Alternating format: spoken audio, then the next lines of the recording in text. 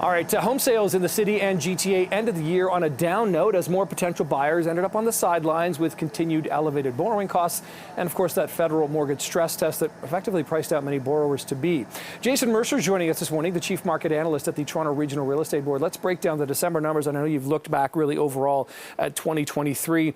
A very different year than we've been getting used to in the real estate market here. What's your overall sort of analysis telling us? Yeah, for sure. I mean, if you compare, just under 66,000 sales for 2023 with the record that we saw in 2021, which was over 120, you really see the impact of higher borrowing costs. And so it's not as if there's a whole bunch of people that decided I'm not going to purchase a home at all. It's just that they've moved to the sidelines, A, because of the affordability issues that you mentioned at the outset, and B, they kind of want to see how things are going to pan out as we move into 2024. And I think good news is that the expectation is that we're going to see lower borrowing costs as we move through the year. And so that should see the affordability equation for some of these households improve, and we'll start to see people move back off the sidelines. We mentioned the stress test in the introduction, Jason, and I've heard a lot of people in your industry talking about that it made sense in the time of the super cheap money, the 1.5% to 2% kind of interest rates.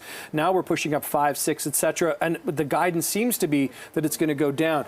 Do you think there's going to be a move from the feds on the stress test? Because that seems to be now you're going to be testing people at a rate that likely they won't see. Yeah, we've always talked about, the need for some sort of prudence in the lending process. It makes a lot of sense. And that's one of the reasons why the banking system has been so strong in Canada in the past. But at the same time, we feel the stress test should be somewhat cyclical in nature. And so if you're reaching kind of the top of borrowing costs, which we appear to be, perhaps the stress test doesn't need to be as strict if we're on the downward trend versus, as you said, during the pandemic when we were seeing rates at record or near record lows. I'm wondering about the challenges of your job from the wild swings of 2021 to the sort of down it seems of 2023. Like, where do you see normal being, and could 2024 potentially be a normal year, whatever normal is? Yeah, it's interesting. I mean, when we think about housing, we often think about home ownership. But if you think about the overall demand for housing in the GTA, it's still very, very strong. I mean, we talked about, throughout 2023 about the rental market as well. And that's extremely tight because we're seeing record population growth. And so,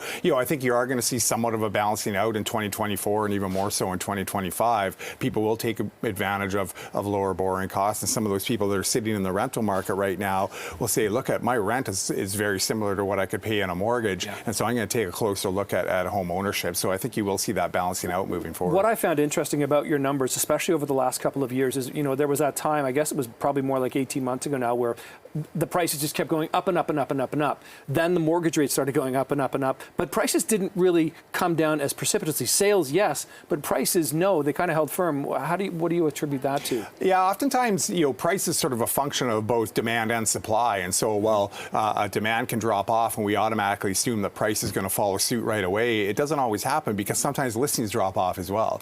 And so for those people, while there's fewer home buyers in the marketplace, market conditions can still remain somewhat tight because listings are lower as well. So there's still somewhat of competition between buyers for available homes. And again, like you mentioned, immigration is such a huge issue right now, with especially people coming to Ontario alone, right? That's going to really change the market. Yeah, I mean, if you think about the Greater Toronto Area, it's Canada's single greatest beneficiary from a metropolitan perspective of newcomers moving to the country, and they want to take advantage of all this region has to offer. Okay, Jason Mercer, always appreciate these conversations. Happy New Year, and I know we'll be talking to you going forward as we look at your data. Thanks for being here this morning. Thanks. Okay.